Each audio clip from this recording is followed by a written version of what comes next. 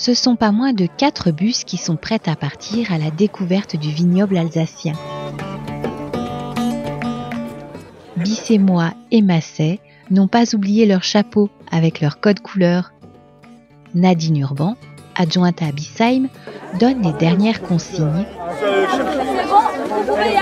et chacun peut prendre place dans le bus. Ici, la bonne humeur règne et c'est parti.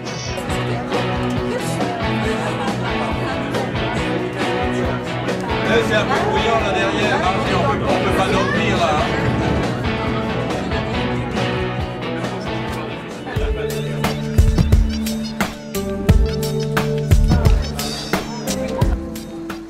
Les 4 bus s'arrêteront à Wenklingshofen, devant la maison Joseph Catin.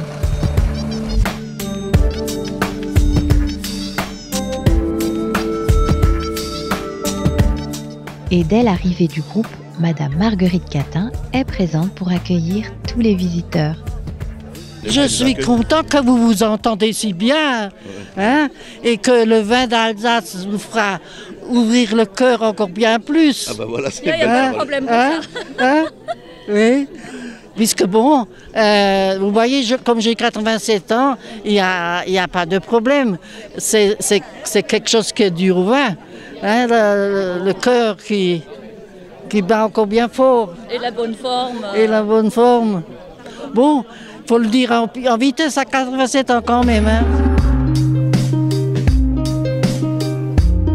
4 groupes se sont formés et chacun a pu découvrir la maison Joseph Catin. Indépendante et familiale, unie depuis 300 ans, la famille s'est dédiée à la culture de la vigne et à la production de vin. C'est un domaine familial qui aujourd'hui possède depuis maintenant quelques années, on va dire 72 hectares et on achète encore 150 hectares de raisins chez nos amis vignerons aux alentours, tout simplement. Donc bien sûr, on exploite les 7 variétés de raisins en Alsace et beaucoup de créments, puis ça représente quand même 30% des ventes.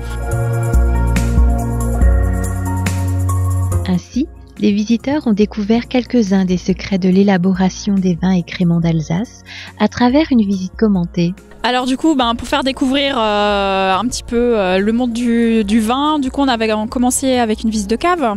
Donc on travaille avec 2 caves. On a une partie cave inox, donc là où on fait plutôt tout ce qui est gros volume et donc le vin pour le crément. Et donc après on a une partie avec des foudres en chêne qu'on utilise encore, donc qui sont des fois plus que centenaires. Donc on a fait une petite explication de comment faire le vin, comment faire le crément. Et puis du coup après on est passé sur la partie haute du belvédère, donc pour passer à la dégustation. Donc là on a fait goûter quelques cépages, puis là ils vont bientôt passer à table.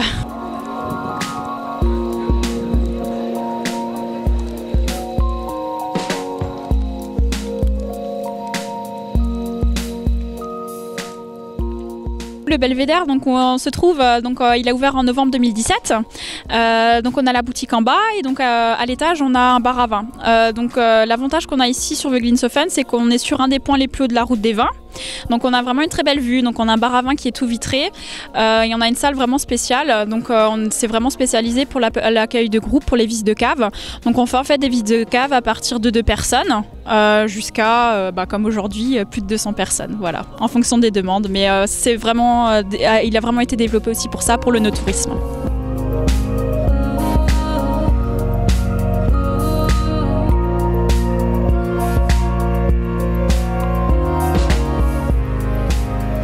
Toutes les personnes du Mas ont dégusté ces vins avec beaucoup de plaisir et ce sont vraiment des vins de qualité et on est fiers de leur offrir ça. L'environnement avec les vignes autour, Usren et 3 châteaux, c'est formidable. On a également le soleil qui s'est joint à nous et c'est terrible.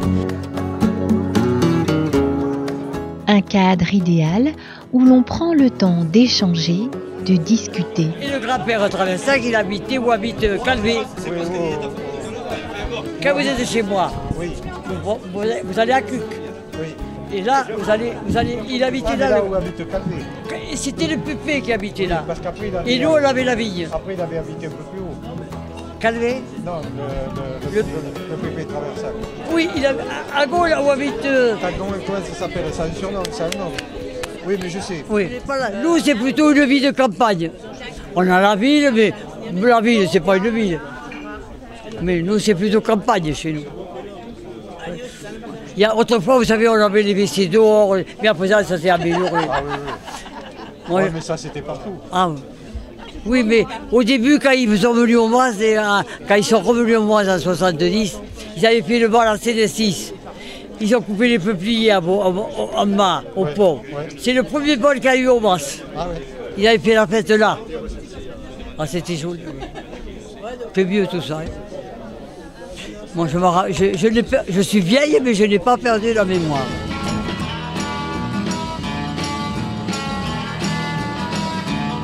« 50 ans ».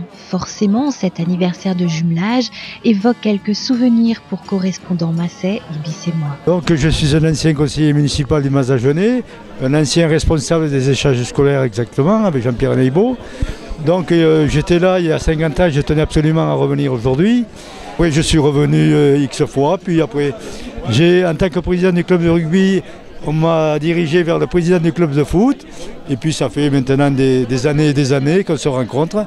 Et c'est pour ça qu'aujourd'hui, 50 ans après, je suis revenu. Je suis quand même un enfant de l'Exode 1939 et je me souviens de pas mal de choses. J'avais 4 ans, 5 ans ces temps-là, mais j'ai reconnu la Caronne. La première fois qu'on y est allé, j'ai reconnu pas mal de choses et ça me fait toujours plaisir de retourner. C'est toujours un grand plaisir. Je vois, nous sommes venus au mariage du fils de Gabi. Et Gabi, il était venu au mariage de mon fils. Donc c'est un suivi continu, des relations cordiales et amicales. Donc c'est un grand plaisir de revenir toujours à Bissem ou de les rencontrer de nouveau au Mas-Agenais. Les correspondants ont eu une surprise. Ils ont en effet pu rencontrer 2 députés du Haut-Rhin, Éric Stroman et Jacques Catin. Je suis très heureux d'accueillir dans notre entreprise tout ce groupe, plus de 200 personnes. Je crois que c'est une très bonne initiative de commémorer ce jumelage, de 50 ans, 50e anniversaire. D'autant plus que mon beau-père, qui s'appelait François Ferder, faisait partie justement de cette population qui a subi ce déplacement dans les circonstances qu'on connaît. Il me disait toujours, écoutez, là-bas on buvait pas tellement de vin, mais on mangeait de la soupe de potiron. Voilà. Donc je suis très heureux de vous accueillir et de pouvoir faire bénéficier toutes ces personnes de la vue. On a de belles vues ici sur la plaine et notamment vers Bissheim. Donc vive le 50e anniversaire. J'ai croisé ce matin mon ami Jacques Catin qui m'a dit il y a le Mas-Agenais qui est chez moi là-haut à Feuglishofen et je crois que la municipalité de Bissheim leur a fait un beau cadeau à l'occasion de ce 50e anniversaire pour les amener ici au pied du paradis, autour du vignoble. Et évidemment, ce jumelage qui existe maintenant depuis plus de 5 décennies traduit l'amitié entre l'Alsace, le Haut-Rhin et le Lot-et-Garonne. Une amitié qui ne s'est jamais démentie et qui s'est toujours poursuivie grâce à l'action de part et d'autre de bénévoles qui ont toujours entretenu cette flamme. Santé. Le 50e anniversaire, voilà. Oui. Jette de parterre. Le mari, c'est bien.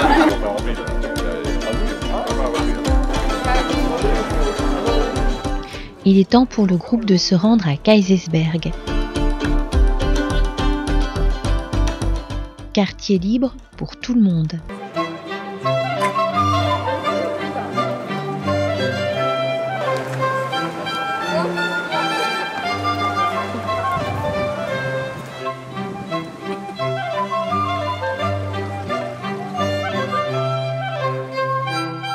L'occasion de découvrir de nombreux artisans sur place, notamment un souffleur de verre en plein travail.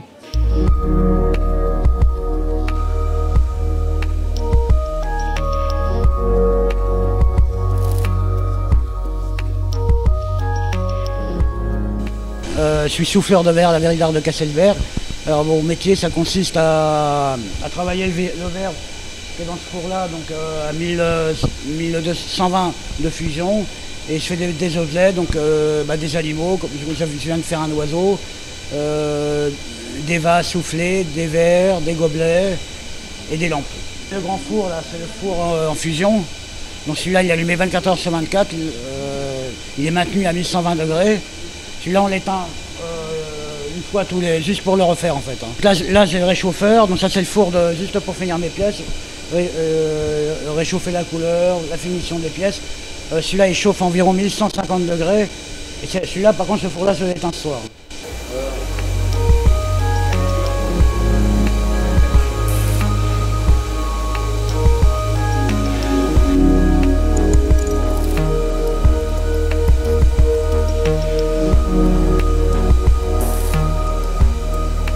Le verre commence à solidifier à peu près 850-900 degrés. Donc on a un palier de travail très court en fait, donc il faut aller vite.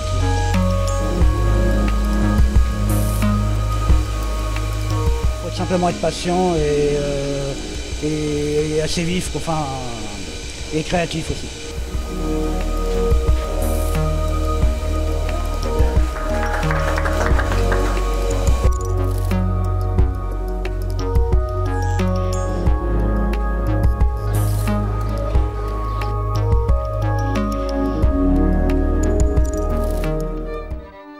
La salle de l'Arsenal de Kaysersberg accueille une autre artiste. Marie-Christine Hirsch est peintre. Pour moi, c'est une réelle passion qui m'est un petit peu tombée dessus quand j'avais peut-être 16 ou 17 ans. Et j'ai décidé à ce moment-là que j'apprendrais à faire de la peinture.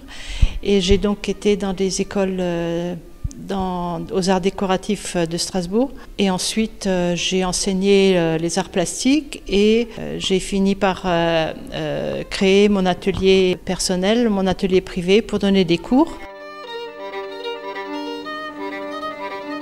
Marie-Christine Hirsch expose ses œuvres en Alsace, mais aussi à Paris, au Grand Palais récemment, au Luxembourg, en Allemagne. Sa peinture est expressive, tout en restant dans la suggestion.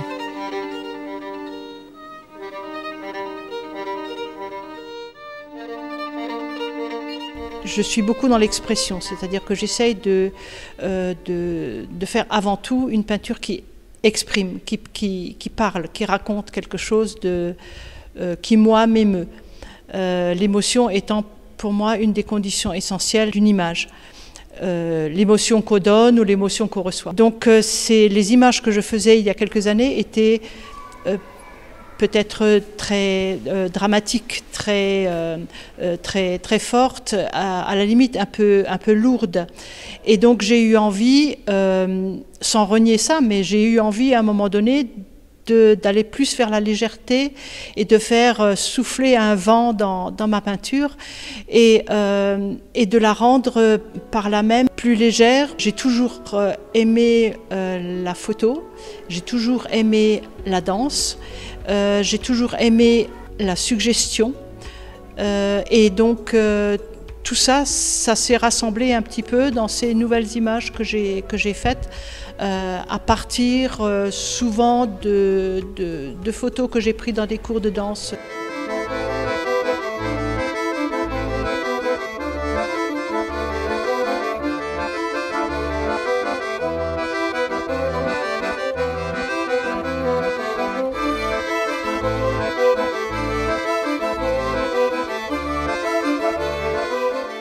Cette journée de détente dans le vignoble alsacien touche à sa fin. Il est temps à présent pour chacun de rentrer à Bissheim. Les festivités sont loin d'être terminées.